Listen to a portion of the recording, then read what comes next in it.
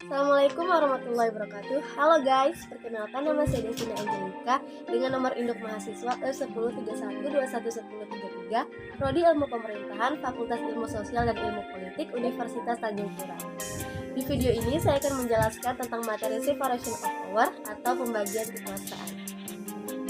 Kekuasaan itu dapat dipusatkan atau dibagi-bagi oleh pemegang kekuasaan itu sendiri. Tetapi, para ahli pemerintahan mencoba mengusulkan pendapat untuk membagi atau memisahkan kekuasaan, walaupun pada prinsipnya tidak pernah secara keseluruhan diikuti oleh para birokrat. Nah, materi ini akan menjadi dasar untuk memahami posisi-posisi lembaga-lembaga yang ada di setiap negara. Kali ini saya akan menguraikan pembagian kekuasaan oleh dua tokoh terkenal, yaitu John Locke dan Montesquieu. Dua tokoh ini membicarakan separation of power di dalam karyanya masing-masing. John Locke dengan karyanya Two Treatises on Civil Government tahun 1690, yang mana John Locke membagi tiga kekuasaan di dalam negara, yaitu yang pertama kekuasaan legislatif. Para anggota legislatif juga merupakan subjek dari hukum, sehingga tetap harus tunduk pada hukum yang mereka buat sendiri. Hal ini sebagai kontrol dalam pembentukan hukum karena mereka harus memastikan hukum yang dibentuk harus sesuai dengan kebaikan untuk siapapun, termasuk dirinya sendiri. Lebih jelasnya, fungsi legislatif ini ialah membuat hukum atau membuat undang-undang. Yang kedua, yaitu kekuasaan eksekutif. Kekuasaan ini diperlukan karena hukum yang dibentuk oleh legislatif memerlukan penerapan berkelanjutan. Oleh karena itu, diperlukan kekuasaan yang efektif bekerja sehari-hari untuk memastikan hukum tetap tegak di masyarakat secara terus-menerus. Lebih jelasnya, fungsi eksekutif ini ialah menjalankan undang-undang dan menghakimi orang yang melanggar undang-undang. Yang ketiga, yaitu kekuasaan federatif. Fungsi federatif ialah mengatur hubungan luar negeri, termasuk kekuasaan menentukan perang dan damai. John Locke juga menganggap bahwa kekuasaan di sebuah negara harus dibatasi. Pemikiran John Locke melahirkan monarki konstitusional. Kekuasaan tersebut tidak menginginkan berada pada satu tangan, karena akan menimbulkan kekacauan dan menimbulkan problem dalam pengelolaan negara. John Locke juga memisahkan wewenang negara dan agama. John Locke sangat ketat dalam memisahkan keduanya, karena menurut John Locke, urusan agama adalah urusan di akhirat, sedangkan negara adalah urusan di dunia atau ketika kita masih hidup. Dari teori John Locke inilah muncul paham sekularisme. Lanjut, tokoh yang kedua yaitu Montesquieu. Montesquieu dengan karya The Spirit of Laws tahun 1748, yang mana Montesquieu juga membagi kekuasaan menjadi tiga, dan Montesquieu juga sepakat dengan apa yang disampaikan oleh John Locke tentang legislatif dan eksekutif. Tapi, Montesquieu memperkenalkan satu jenis kekuasaan lain yang benar-benar harus mandiri dan juga berbeda dari kekuasaan lainnya, serta tidak boleh diisi oleh orang yang sama. Yang pertama adalah kekuasaan legislatif. Tugas kekuasaan legislatif menurut Montesquieu juga sama dengan pendapat John Locke, yaitu bertugas membuat hukum atau undang-undang. Yang kedua, kekuasaan eksekutif, yang mana tugas eksekutif menurut Montesquieu juga sama dengan pendapat John Locke, yaitu hanya menjalankan undang-undang. Nah, kekuasaan yang ketiga ini yang berbeda dari pendapat John Locke menurut Montesquieu, yaitu kekuasaan yudikatif. Kekuasaan yudikatif menurut Montesquieu bertindak untuk mempertahankan undang-undang dan mengadili pelanggaran undang-undang, menghukum pejabat, dan memutuskan pertikaian antara individu. Ketiga kekuasaan tersebut harus dipisah satu sama lain dan dijalankan oleh person yang berbeda-beda. Ada beberapa orang yang mengatakan konsep pemisahan kekuasaan Montesquieu dianggap terlalu teoritis sehingga memerlukan berbagai penyempurnaan dalam prakteknya. Dan memang tidak ada satupun negara di dunia yang menggunakan teori Montesquieu. Bahkan ada ahli yang mengatakan bahwa teori Montesquieu tidak realistis atau jauh dari kenyataan.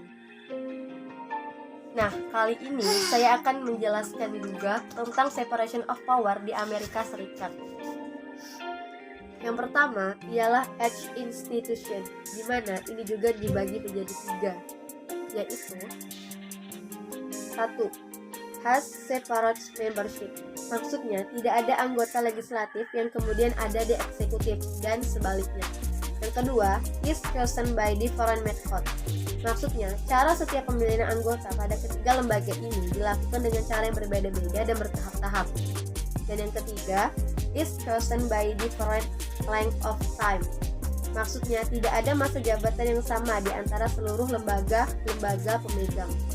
Amerika Serikat juga menjelaskan satu konsep lainnya, yaitu check and balance, di mana ketika kekuasaan sudah dipisah-pisah, kemudian mereka berpikir bagaimana caranya untuk mengontrol masing-masing kekuasaan yang terpisah itu, yaitu dengan cara harus saling kontrol atau saling kontrol antara satu kekuasaan dengan yang lainnya.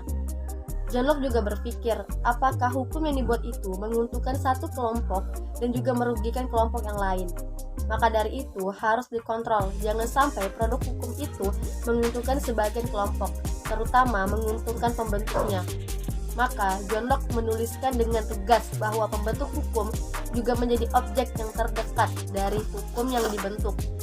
Tapi John Locke berpikir lagi, bisa jadi hukum itu bersegi-segi. Ada yang kelompok ini untung, kelompok lain rugi. Oleh karena itu, dia mengontrolnya dengan hukum kodrat, yang mana hukum kodrat adalah hukum yang dibentuk dengan sesuatu yang sifatnya transendental. Maka hukum yang lahir adalah hukum yang adil dan tidak berpihak. Implementasi pada konsep check and balance ialah dengan cara yang mana setiap cabang kekuasaan memberikan sedikit kewenangan aslinya kepada cabang kekuasaan lain yang digunakan untuk melakukan cek pelaksanaan kewenangan tersebut di cabang kekuasaan asalnya. Dalam rangka check and balance, kekuasaan legislasi yang besar itu memberikan sedikit kepada presiden. Maksudnya, presiden bisa memberikan veto terhadap pembahasan rancangan undang-undang. Meskipun presiden memiliki kekuasaan veto, namun bukan berarti kekuasaan legislasi presiden sama dengan lembaga perwakilan. Final say proses legislasi tetap pada lembaga perwakilan, dan veto yang dikeluarkan presiden dapat dilakukan oleh 2/3 Kongres. Dan mungkinkah presiden melaksanakan undang-undang yang tidak disetujuinya? Untuk presiden Amerika bisa saja mungkin, tetapi untuk presiden Indonesia tidak mungkin, karena kita memutuskan undang-undang dengan persetujuan bersama. Maka undang-undang tidak boleh dibahas dalam masa sidang. Jadi, kekuasaan legislasi Presiden Amerika lebih kecil daripada kekuasaan Presiden Indonesia.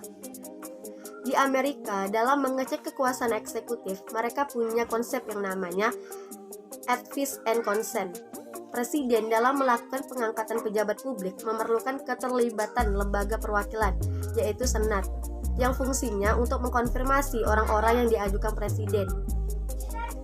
Kekuasaan yudisial juga bisa melakukan cek terhadap produk legislasi atau bisa melakukan kontrol terhadap kekuasaan legislatif dengan cara deklar konstitusional produknya legislatif. Mekanismenya dikenal dengan nama judicial review. Judicial review ini menyatakan kekuasaan yudisial bisa punya kekuasaan untuk membatalkan atau mengoreksi undang-undang yang diputuskan oleh kekuasaan legislatif. Kekuasaan kehakiman tidak dikontrol melalui produknya, tetapi pada pengangkatannya. Sekian penjelasan dari saya terkait materi separation of power. Atas perhatiannya saya ucapkan terima kasih. Wassalamualaikum warahmatullahi wabarakatuh.